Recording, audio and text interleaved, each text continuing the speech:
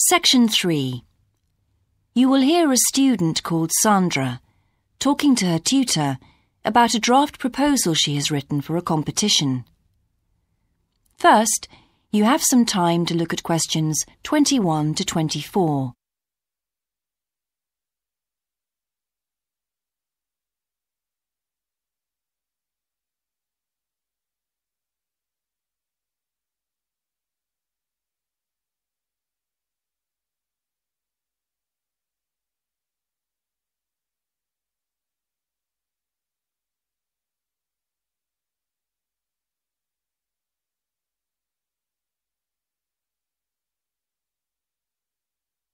Now listen carefully and answer questions 21 to 24.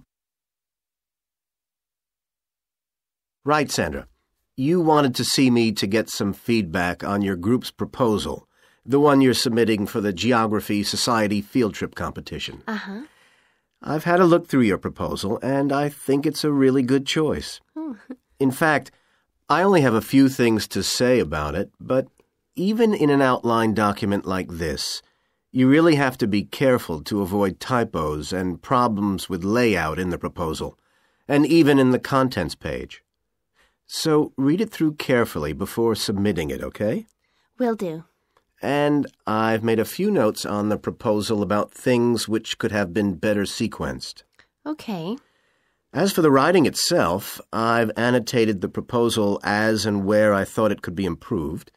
Generally speaking, I feel you've often used complex structures and long sentences for the sake of it, and as a consequence, although your paragraphing and inclusion of subheadings help, it's quite hard to follow your train of thought at times. Oh.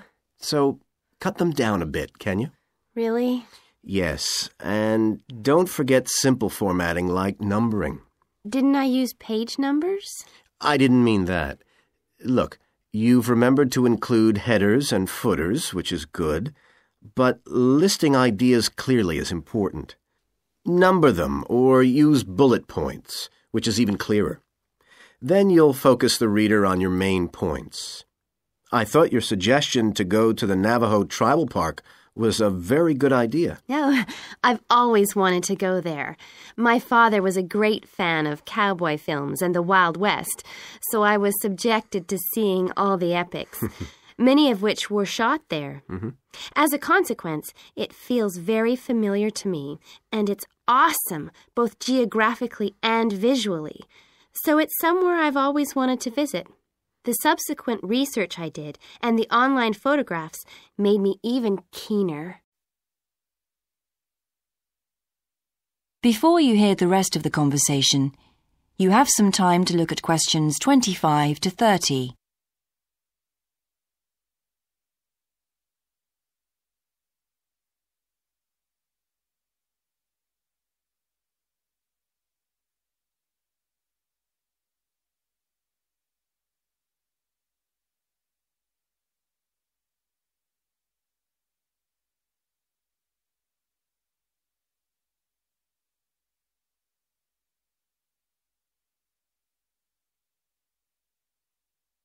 Now listen and answer questions 25 to 30.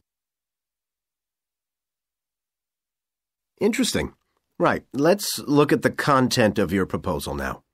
Did you find it comprehensive enough? Well, yes and no. You've listed several different topics on your contents page, but I'm not sure they're all relevant. No? Well, I thought that from the perspective of a field trip, one thing I needed to focus on was the sandstone plateau and cliffs themselves. The way they tower up from the flat landscape is just amazing.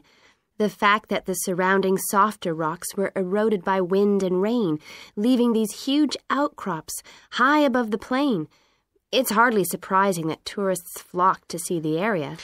Well, yes, I'd agree with including those points. And then the fact that it's been home to Native American Navajos and all the social history that goes with that.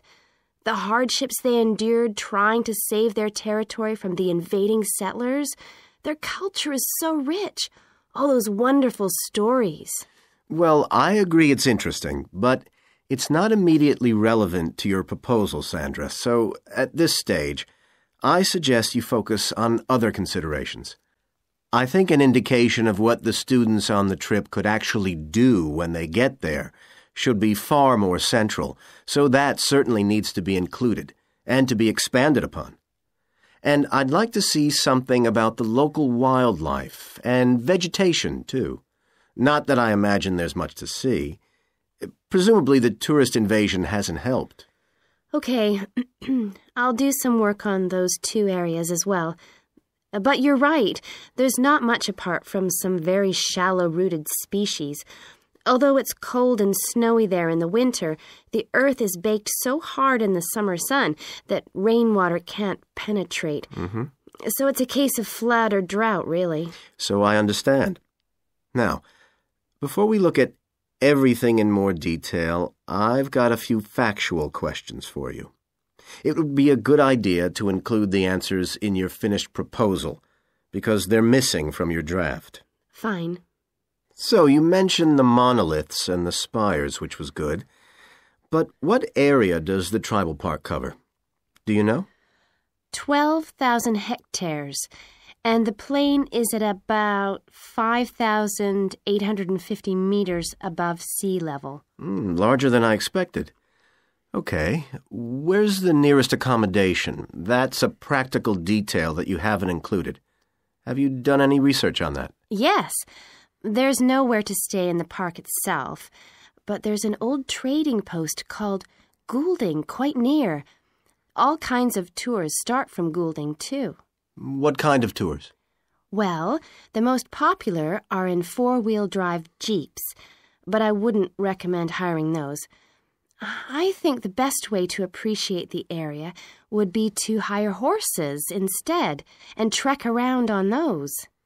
Biking is not allowed, and it's impossible to drive around the area in private vehicles.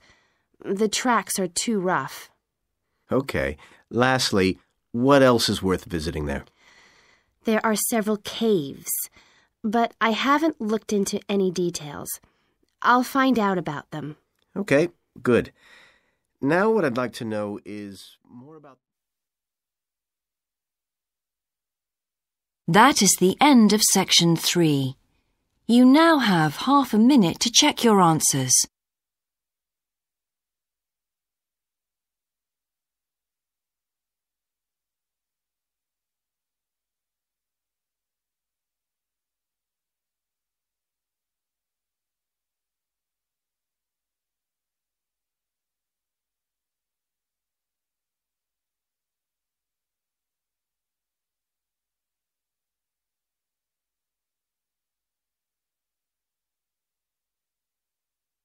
Now turn to section 4.